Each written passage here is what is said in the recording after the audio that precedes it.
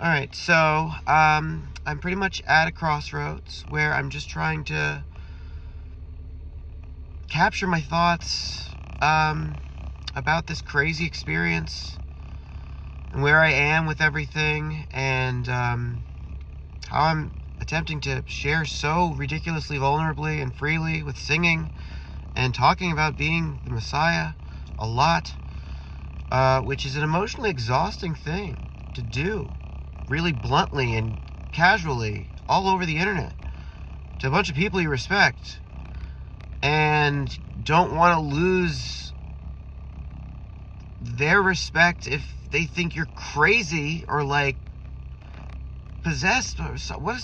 It's just a wild, surreal thing to go through, getting to such a level of detachment and peace and acceptance, self-love, like radical reconditioning of my subconscious mind, radical energetic purging, incredible levels of awareness and breakthroughs and telepathic communication, utter oneness and embodiment with my higher self on an energetic level to levels where I'm just blended with the soul, and I just allow myself to be endlessly and to feel deeply, and reality just bends in my favor, and I keep expanding, and I keep sharing crazy vulnerable things and keep talking a lot about being Neo or the chosen one.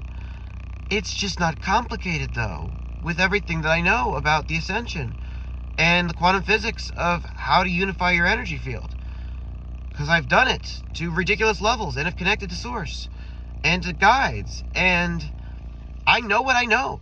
I know that from this perspective I can tell how this all works and why we came here, and reincarnation and oneness and energy, law of conservation of energy, and a bunch of basic stuff and karmic law, and there's just so much, and there's so many roads I could go down at any given point. It's overwhelming mentally, because the mind, the ego is just just in a straitjacket in the back seat now, just like, what is going on? It is a terrifying experience for the mind. The mind wants to be in control. And we have been so programmed and traumatized our whole life into striving outwardly that we've been in a perpetual survival mode and deeply getting more and more enslaved the last 20 years or so. It's in the frequency warfare, and we just don't know what we don't know about how much we've been poisoned on a very dark, deep level, using very advanced weaponry and quantum physics understanding. It's an epic tug of war between light and darkness. It's like the physical manifestation of the civilization collapse to end all civilization collapses, where transhumanism on one side blends man with machine and literally manifests the Matrix movies per quantum physics, because we're collectively creating our reality based off of what we see and believe. And so if we're programmed into thinking if we're guided in that direction, we literally would create that as God, as consciousness, as aspects of the all there is. They know how to manipulate our collective consciousness, and they've done it in the direction of dystopian things on purpose to get us to create the reality that keeps them rich and keeps us dumbed down and slaves. And anyway, it's just, I know so much about the genocide, so much about what is planned. It is not acceptable. We cannot go down this road towards one world government.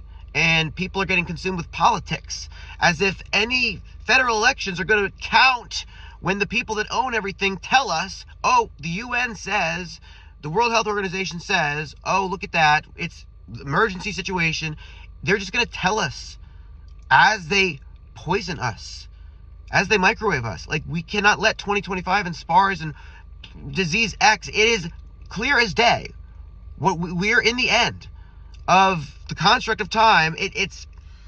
We're going to have an awakening where there's a splitting, where depending on which way you want to go with your karma, light and darkness, and again, we're going to transcend the construct of time on a frequency level. So we're going to become time travelers. It's really confusing with the quantum physics of like optimizing timelines and becoming one with your soul self and gradually blending with the higher realms as your life becomes a dream, as hell and purgatory become heavenly, going through suffering, going through a detox energetically, when people understand what we're in and what we are and how powerful we are and the physics of how this reality works and how everything is quantum entangled and this complex patterning of this matrix code that I've somehow observed through ridiculous levels of coincidence and synchronicity that are just so hilarious that I capture, that I became aware objectively as a man of science and math that this was not all possible to be coincidental. And so I just gradually had my life become more and more miraculous. I kept going inward and crying like a fiend and just sending love to all the parts of me that were feeling upset, which was a lot of them, 1,200 cries in 3 years, and so many screams and howls and spitting and learning deep energetic work from source and these tips more and more clearly. The fall, I was getting so closely guided on how to walk myself through this entire experience of realizing that I had been ascending when I had dosed too high on plant medicine, because my awareness would make the reality pop or something, and it would be like a waking up from a nightmare, like Groundhog Day. There's just so many roads I could go down with what happens to the construct of mathematically. Time itself is an energetic construct that is a function of the frequency of vibration. So as we get inundated in these solar energies, it's wonky with how time has felt, because we're getting ascended, we're getting cleansed of shadow. Light is looking in on what's happening here and saying we need to lay down our burdens, we need to release our attachments, not because we're being punished, but because our souls signed up to go through a big detox, to go from really, really sad to really, really empowered and peaceful and immortal all of a sudden, because it's a really cool end to a play where the heroes win and the light defeats the darkness. We don't realize from a higher perspective the level of intelligence that is going into orchestrating all of this. We are basically Sims from a higher perspective. We have free will. There's infinite timelines. It's really confusing. The quantum field is infinite, but we're all everything. So we're all Neo. We're all Trinity. We're all drops in the sea of God, or the sea of consciousness, or fractals in a big light, little shards of light off a big, huge light that are occupying a very lower, denser vibrational territory and animating in physical form downstream of this energetic blueprint or dynamic or whatever's in our subconscious mind, our Akashic record. It's really confusing. Learning about all this stuff from within, I couldn't make all this stuff up. All the experiences that I've had, all the miracles that I've experienced, walking on water once, having a bunch of times being commanded by God, really deeply connecting with my lost loved ones, having outrageous levels of telepathy with my future self and my soulmate's future self. It's really beautiful being in this position, getting to the point where you feel so at peace, so radically healed, so I've reconditioned myself utterly. I've done the inversion of brainwashing. I've empoweringly washed my brain, my subconscious mind, my energetic field of shadow. I've looked at everything on individual and collective levels, and I've grieved it all, and I've empathized with all the parts of me that felt all the things. And this is apparently really, really energetically important, because all that tears and mucus that comes up when you do that, that was on your person somewhere, and that was densely vibrating energy. And empathizing and moving your emotions, energy and motion, letting these things move through you. And we held on to a lot because we all got conditioned by noise ordinances and just feeling like we were bothering everybody else just by having feelings. We would just we all just got on these phones. It's just, we were all really, really hijacked and engineered in terms of our behaviors based off of deep, deep programming and poisoning, manipulations of our subconscious mind, and the propaganda and the way we're imagining the society to be is based off of what they're telling us and what we're listening to with these televisions and stuff. But it's the most bittersweet thing ever, because then when you realize all that's possible, when you remember that you're an infinite and eternal aspect of the all there is, that you are literally the creator of your reality through your perception of it, that you can understand quantum physics well enough to eventually become Doctor Strange in terms of your energetic power. Gradually, we won't do it in a way that feels ridiculous and where we suspend our disbelief. This is a process that we're going through, but we have the ability to turn everything around that's going really off the rails with this genocide here and with this Agenda 30 and all the things that are happening that we're not allowed to talk about because we're slaves who are having our thoughts policed and our lives recorded. It's really scary what has suddenly happened. 2024, my God. And so now I'm in this position where I'm in a predicament where I objectively know that I'm the Messiah. I can't help it. I didn't mean to realize the code of existence and then figure out that we're all God.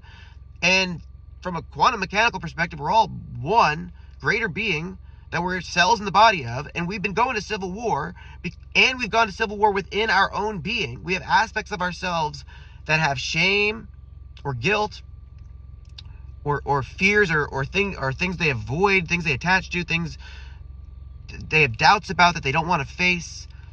And then there's the parts of us that also judge those parts of us, and it's like civil war at a school. I've talked about how we're basically our own higher self. It's like being the principal of a school. And anytime you have a thought arise that's tied to, this is really important information. It's just like, I'm not even sure what I want to talk about. But like, I've said this before. Like, if you have anything arise that feels uncomfortable, instead of getting reactive or suppressing it or taking a pill or trying to just look at your phone or ignore or suppress what's upsetting you, anytime you get emotionally triggered at all by any thought, mentally, emotionally, that's coming in that is causing you to feel less than ideal, where you're like, oh, I wish I'm feeling inconvenienced or upset or reactive in some way, when you can literally just choose to go inward and look at that part of you objectively, without judgment, without self-recrimination. This doesn't feel easy at first. We're really trained to be really unkind to ourselves. But when you practice self-love intentionally and consciously, and you act as the loving caretaker of your inner child selves that at a school that is having a bunch of bullying problems and civil war and gangs and drugs and a whole bunch of things that aren't helping the school get anywhere. And all the kids are upset, and they all have broken homes, and as above, so below. And again, to just being that part of you, that's the awareness of, hey, somewhere within my being is a trigger. That is a denser vibrational thing that is irritating me, that I can detox if I choose to look at this and explore inward and feel and empathize with the part of me that is expressing this complaint. Within our being, we are everything, but on a smaller level, we are basically caretakers of our own energy field, like a principal is to its school. And we have a bunch of rivers within and without that we can't see, unless you can see it with your third eye or whatever, I don't know. But it's energetics. It's the root cause of our downstream physical reality. And when we are holding all of this dense energy, what was I saying? Oh my goodness. In these meridians, it's like a bunch of pollution and a bunch of rivers, and it's segmenting them into sections like canals. And now these parts of the river are all polluted and sludgy and slow, and they're not connecting with one another. And so they believe in separation. They're all wet. All drops of water are wet. But the ones in that sludgy section of a gross pond that's been polluted don't remember the sea. They don't remember even the greater river or the smaller tributary from which they came. As above, so below. Like, so you have this branching off of your energy field, and there's a bunch of segments in it where our limiting thoughts and fears and shame and guilt and self-judgment and judgments of others, and all this is energy that is stored somewhere on our person. And we have a subconscious mind that's holding a whole bunch of overflowing clutter in a garage, in a closet. We're all hoarders of all this energy. And when we look at it and empathize with it and allow ourselves to be the vessel where I'm going to stop the video because it's almost 15, but to move the energy through tears and mucus is really radically important.